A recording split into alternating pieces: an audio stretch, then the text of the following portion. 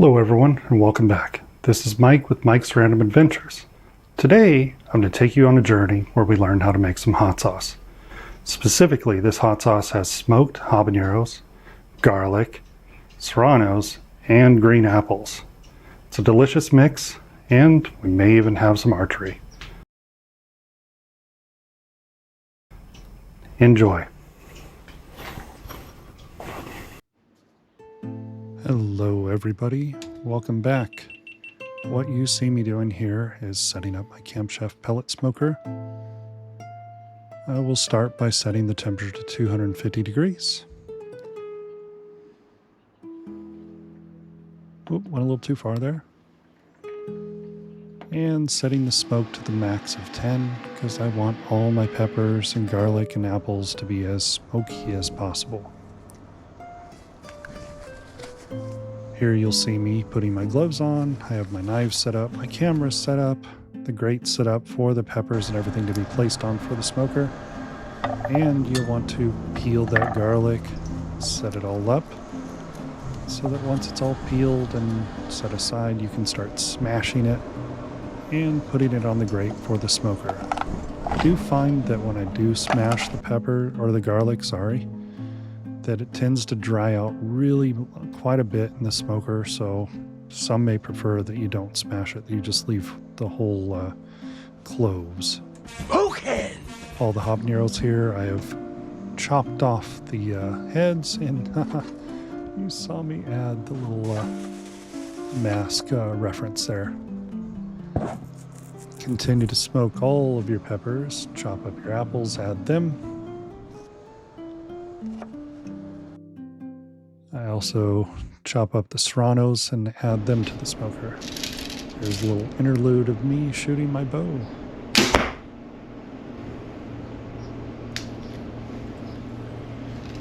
Two decent shots right up the middle.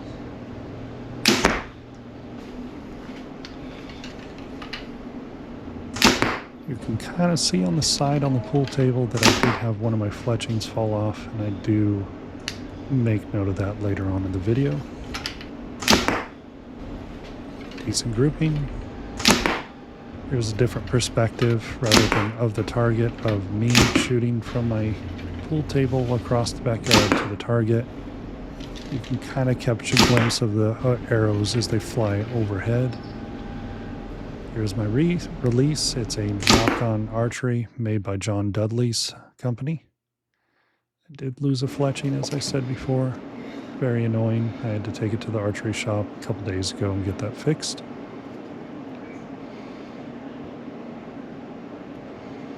Back to the hot sauce.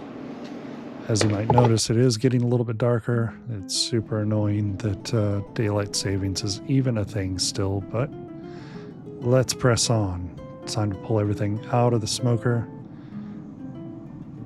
You can see that the peppers are nice and blistered up, giving them a kind of a wrinkly appearance.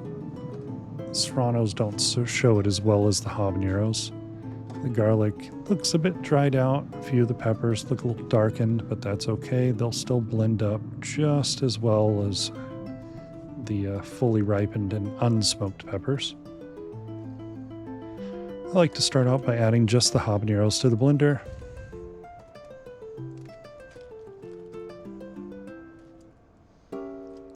As you can see, it's really not that late. It's only 5 p.m.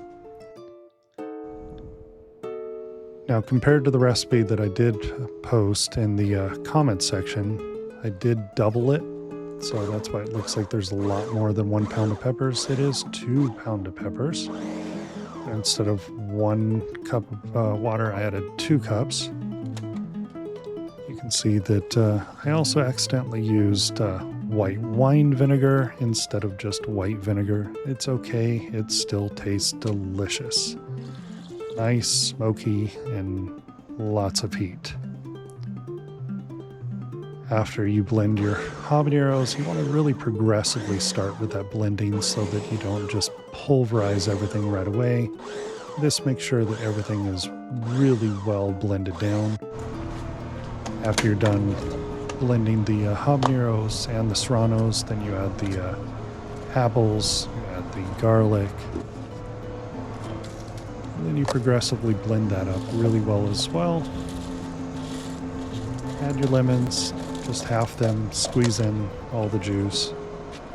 Sometimes I find it helpful to stick a fork into the lemon and help that break down the pulpy part and squeeze the juice into the hot sauce mix.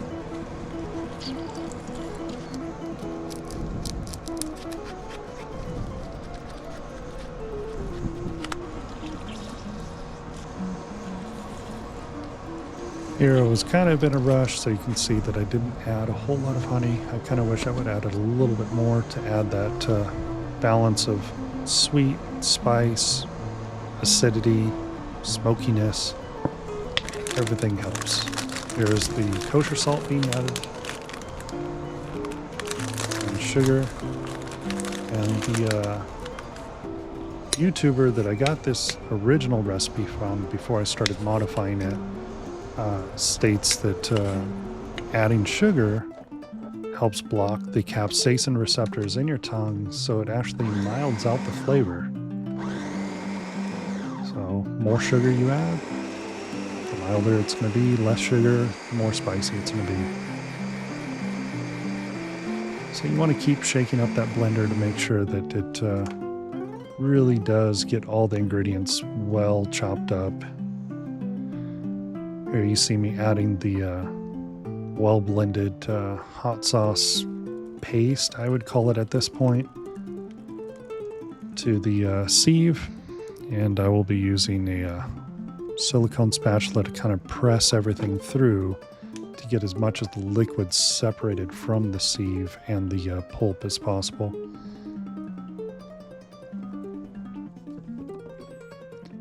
What you see me doing here is saving the pulp, which has a lot of the liquid removed from it, and what I do is at a later time I spread this pulp really thinly across a parchment paper and put it in a dehydrator for about 4 hours, and once it's all dried out, it actually does really well as a seasoning. I'll add a little bit of salt, pepper, paprika,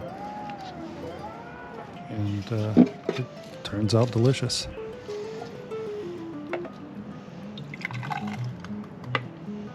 Unfortunately, my 2 GoPros had died by this point, and you can see that I overfilled my little cup right there, and I did notice that I'm spilling it.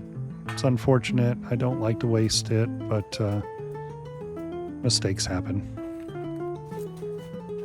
Use the skewer to hold the funnel in place, and once I have the sauce into the funnel, I use the skewer to push the sauce down into the bottles, which is really helpful. The skewer helps the funnel from falling out of the bottle.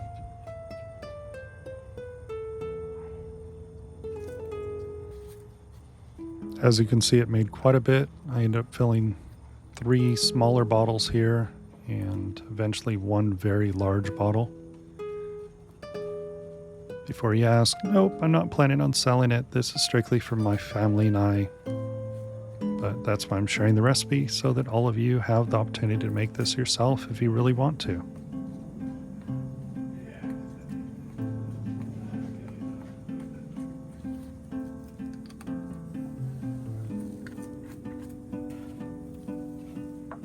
Filling this bottle was a little bit easier because it actually had a bigger funnel.